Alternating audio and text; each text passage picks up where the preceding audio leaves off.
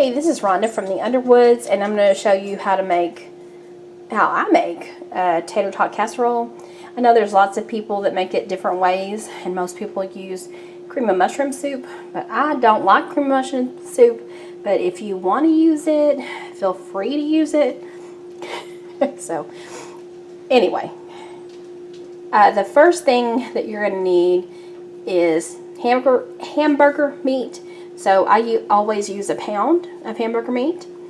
And the next thing you're going to need is 2 cans of cream of chicken soup. You're going to need I got this big thing, 1 packet of ranch, salad dressing mix, seasoning mix. I always put onion powder and garlic powder in the hamburger meat. And then you're going to need 1 8-ounce block of cream cheese. And then some shredded cheddar cheese or any kind of cheese that you want to put on the top. And I don't really measure it. And then some tater tots, and I got these from Aldi just a while ago. I really wanted the little hash brown crowns. It even makes it better, but this is fine. It'll work. But it's been pouring down rain, so. And you'll also need a little bit of milk, but I'll show you that. So the first thing you're going to do is you're going to preheat your oven to 450 degrees, and I go ahead and I cook my tater tots. I pre-cook them before time, because I've had a tater tot casserole, and once you put all that other stuff in there, in just my opinion, you can't get the tater tots done. So I pre-cook them. So it does make a difference. And everybody who has tasted this says it's the best tater tot casserole they've ever had. So I suggest trying it this way, because it doesn't, you're not going to burn them. And I'll show you how to do it. And I'm chewing gum. It sounds like I'm not paying attention. Okay, so you're going to need kind of a large to medium pan. And you're going to brown this hamburger meat, and then I'll show you what you do next. Also, I forgot to say you want to leave your cream cheese out to let it soften.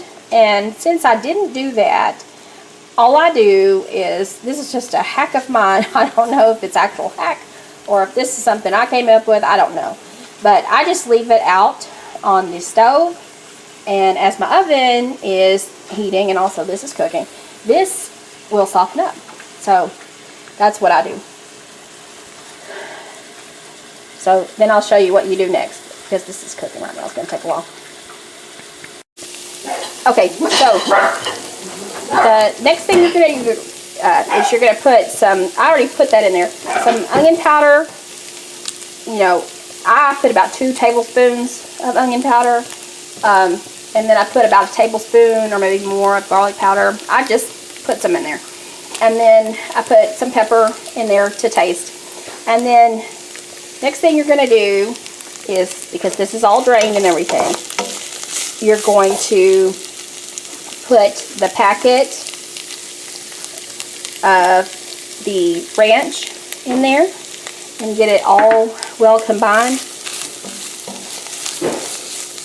And then once I do that, then I'll show you what you do next. Get it all stirred up in there really good. Okay, I turned the heat down to low, and that's where you're going to leave it. And I already put the softened cream cheese, and it did soften like I said it would, in here. And once this all combines really, really well, then I'm going to put the 2 cans of cream chicken soup in there next. So,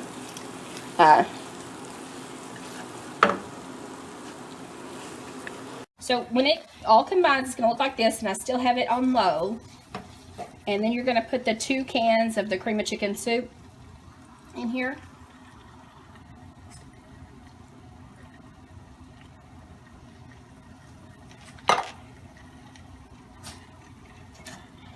And then also, and you're going to combine that really well. And also, because I don't want these to go bad, this is a recipe from, I don't know when it was, but I decided to put that in there too. We normally don't put the bacon in there. We don't normally put bacon in there, but I thought that would be put good it in there anyway. I bet it would be good. It does sound good, doesn't it? Mm-hmm. So we're going to combine this really well like this. We've also tried this recipe with sausage, ground sausage, but it doesn't taste very good. That was my husband's idea. Yeah, Don't do that. I figured it would taste good, but it doesn't taste very good, so don't try it. Just use the regular ground beef. Okay. And then I'm gonna go ahead and put this in there too, because that just sounds good, doesn't it? Right. Yes, and remember the bacon is completely optional. It's not something we normally put in the recipe, so just keep that in mind. And you're gonna put also, I'm gonna try to get this all combined real good. You're gonna put a little bit of milk in here. And I guess it's less than a fourth of a cup. I don't know. Just to thin it out some. And I'm gonna this one.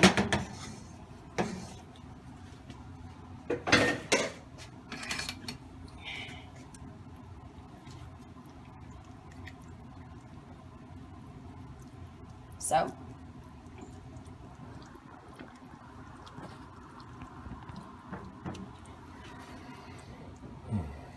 you want it to look like a kind of like what you would say, like a thick gravy. Mm-hmm. Almost the consistency of like sausage gravy. I feel like you're gonna put on your biscuits or something. So this is just gonna Maybe warm just up. a little thicker. That's generally what it looks like right there. Mm-hmm. And then it's really, really good. It's one of my favorite dishes. So this is just gonna, all it's doing now is just heating up. And we're waiting for the tater tots to cook, and then we'll show you what we do next.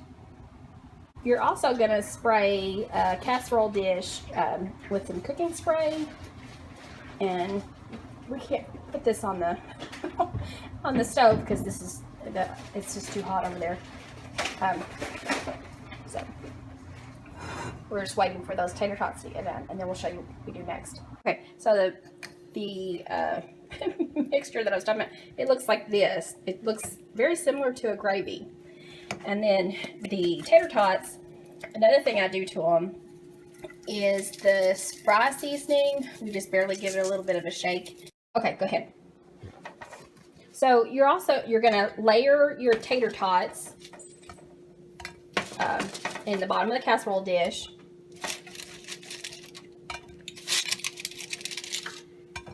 Ow. Gotta be careful because they are hot.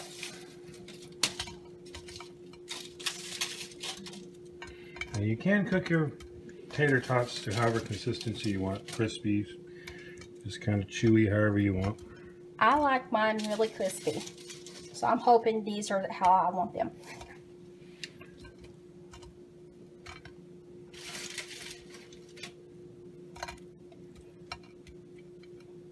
I think they're okay. Okay, so now we're going to put some of this mixture on the top of that and put some cheese and then layer some more tater tots and do it again. Oh. You don't want me to do it? Oh, he wants to do it. Okay. He's the star of the show now. Alright, so how do we do now? Just do this? Just put some on the top.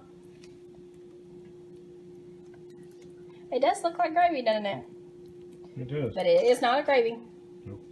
Don't go putting it on biscuits. Well, you probably could put it on Could, biscuits. but I bet it'd be good on biscuits. Well, I bet it would be too. Mm-hmm. So now what? So now you're going to put some of this cheddar cheese on the top. And you can use any kind of cheese you like, or use less, or however you like, or not make this recipe at all. It doesn't really matter. I think you'll like it if you made it. All right. It's very easy. It's very kid friendly. Okay, then we're going to put some more tater tots on the top of that, and put the rest of that mixture on the top of that, and more cheese. Oh yeah. And all we're going to do when we put it back in the oven is just let that cheese melt, because everything in there is cooked. Everything else is done. So, I mean, you could eat it now, but once you melt that cheese, it makes it even better. Okay, so I'm going to put the rest of this on top of there.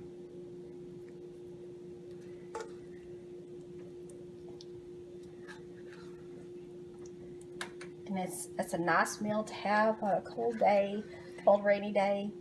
Yeah, it's something quick and easy. Budget friendly meal. Doesn't take very long to prepare or cook at all. Nope. Come home and you're tired, you don't know what to cook. Well, it's a good idea. Something fast and friendly. Okay, so now we're going to put the cheese on the top of that. And then we're going to put it in the oven for about, I would say about 10 minutes. I will let you know exactly how long it is. I think it's about 10 minutes I usually do. I haven't made this in a while. And like I said, this is something I just made up. And my husband is the one that suggested us putting ranch in it, and it made it even better. Because ranch makes everything better. I think with the bacon, it'll make it even better. Yeah. Is that all the cheese, or? No, there's still some in there. Okay, so we're going to put this in the oven, like I said, for about 10 minutes. And then we'll let you know. And we'll show you what it looks like when it comes out of the oven. And we'll show you what it looks like all plated up. Okay, it was in there 10 minutes at the 450 degrees. And we're just going to let it cool off. And then we'll show you what it looks like all plated up. Okay, so here it is all plated up. And we're going to serve it, I think, with some green beans. And that's it. So I hope you like this video. Thank you so much for watching. This is the Underwoods, and we will see you soon. Bye.